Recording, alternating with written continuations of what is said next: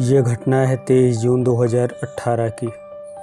दिल्ली के मशहूर cantt metro station पर खून से लथपथ एक महिला की लाश मिलती है। जहां पर ये लाश मिली थी वो आर्मी कंटेनमेंट एरिया के बहुत नज़दीक था। इतने संवेदनशील इलाके में लाश मिलने से हड़कंप मच जाती है। शुरू में तो लाश की पहचान नहीं हो पाती है, मगर शुरुआती जांच के बाद जब पता चलता है तो पूरे पुलिस विभाग में अफरा तफरी मच जाती है, क्योंकि मरने वाली महिला कोई आम महिला नहीं थी। ये बहुत हाई प्रोफाइल मामला था। पुलिस का अब सिर्फ एक मकसद था, कातिल और कत्ल की वजह तलाशना। पुलिस सबसे पहले फॉरेंसिक टीम को बुलाती है। फॉरेंसिक टीम ये दावा करती है कि ये हिट एंड रन का मामला ना होकर मर्डर है। मर्डर को एक्सीडेंट का रूप दिया गया है। फिर पुलिस अपनी जांच में जुट जाती है और इस केस को रॉबरी या सेक्सुअल असॉल्ट का मामला मानकर इसकी तफ्तीश शुरू कर देती है।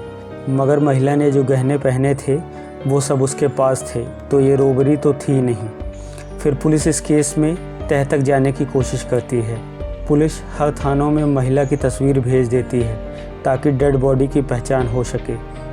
इधर नारायणा पुलिस स्टेशन में एक व्यक्ति आता है और अपनी बीवी की मिसिंग होने की कंप्लेंट दर्ज करवाता है। इस व्यक्ति की बात सुन पुलिस वाले उसे उस महिला की फ़ोटो दिखाते हैं जो उनके पास थाने में थोड़ी ही देर पहले आई थी। तस्वीर देखते ही वो आदमी घबरा जाता है और कहता है ये मेरी पत्नी है, इसका नाम शैलजा द्विवेदी है।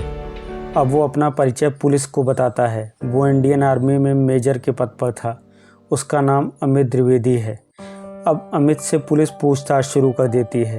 अमित बताते हैं कि कुछ दिनों पहले उनकी बीवी के पैरों में चोट आ गई थी, तो वो चोट के इलाज कराने सेना के हॉस्पिटल जाया करती थी। रोज़ की तरह आर्मी की तरफ से ही दी गई गाड़ी से ड्राइवर उनको हॉस्पिटल तक छोड़ के आता है।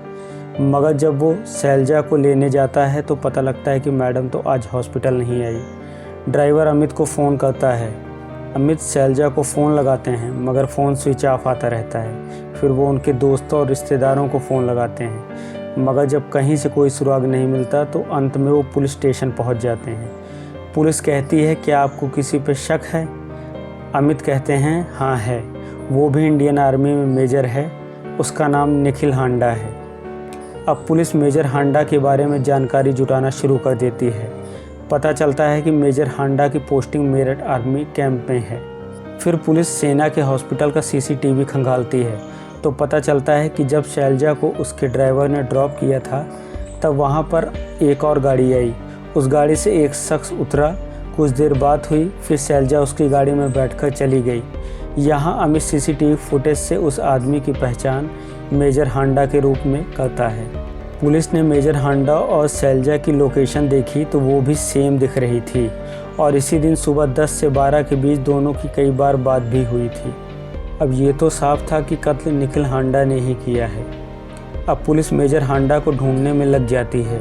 पुलिस मेरठ कैंप पहुंचती है तो उन्हें पता लगता है कि मेजर हांडा अभी अभी निकले हैं। पुलिस तुरंत उसी रूट पर गाड़ी दौड़ा देती है। फाइनली मेजर हांडा की गाड़ी उन्हें दिख जाती है और पुलिस उन्हें गिरफ्तार कर लेती है। अब पूछताछ का सिलसिला शुरू होता है।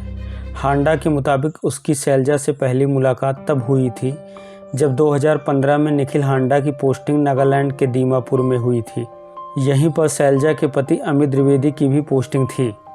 साथ में ड्यूटी करने की वजह से दोनों मेजर की आपस में दोस्ती हो गई। दोस्ती की वजह से हांडा एक दिन अमित के घर जाता है और यहीं पे पहली मुलाकात उनकी शैलजा से होती है। फिर पहली मुलाकात दोस्ती में बदल जाती है और कॉल से अब ये वीडियो कॉल पर आ जाते हैं। इधर मेजर अमित दोनों को वीडियो कॉल पर पकड़ लेते हैं और डांट लगाते हैं कि आज से ये एक दूसरे के संपर्क में नहीं रहेंगे। अब इनकी बातचीत कुछ दिनों तक तो बंद हो जाती है, मगर फिर शुरू हो जाती है। इधर 2018 अप्रैल में मेजर अमित की पोस्टिंग दिल्ली हो जाती है और वो दिल्ली आ जाते हैं और इसी बीच मेजर हांडा का ट्रांसफ़र मेरठ बेस कैंप में हो जाता है। इधर शैलजा निखिल से बात तो कर रही थी मगर उस तरह रिस्पॉन्स नहीं दे रही थी। शायद उसे अपनी गलती का एहसास हो गया था। यहाँ तक कि वो निखिल के फ़ोन कॉल्स को भी इग्नोर करने लगी थी। इन सब के बावजूद वो शैलजा के पीछे पड़ा रहता है और अपने पति अमित को छोड़ने का दबाव बनाने लगता है। इसी बीच शैलजा का एक छोटा सा एक्सीडेंट होता है और वो आर्मी हॉस्पिटल में अपना इलाज करवाने लगती है। इधर ये खबर मेजर हांडा को भी पता लग जाती है। अब वो अपने स्वस्थ बेटे को मरीज बताकर आर्मी हॉस्पिटल में एडमिट करवा देता है और इसी बहाने वो फिर शैलजा से मुलाकात करता है और फिर एक बार दोबारा दोनों बातचीत करने लगते हैं। अब 23 जून 2018 को ये दोनों मिलने का प्लान बनाते हैं। इसी वजह से शैलजा अपनी गाड़ी से उतरकर हॉस्पिटल नहीं जाती है और हांडा की गाड़ी में बैठकर निकल जाती है। कुछ दूर चलने के बाद हांडा उस पर शादी का दबाव बनाता है, मगर शैलजा इस पर राज़ी नहीं होती है और कहती है कि अगर तुम इस तरह हरकत करोगे तो तुम्हारे खिलाफ FIR करवाकर तुम्हारा कोर्ट मार्शल करवा दूंगी। और इसी पर हांडा को गुस्सा आ जाता है।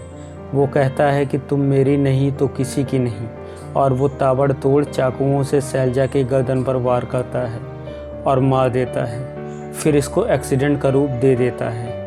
तो इस तरह से इस केस का खुलासा होता है।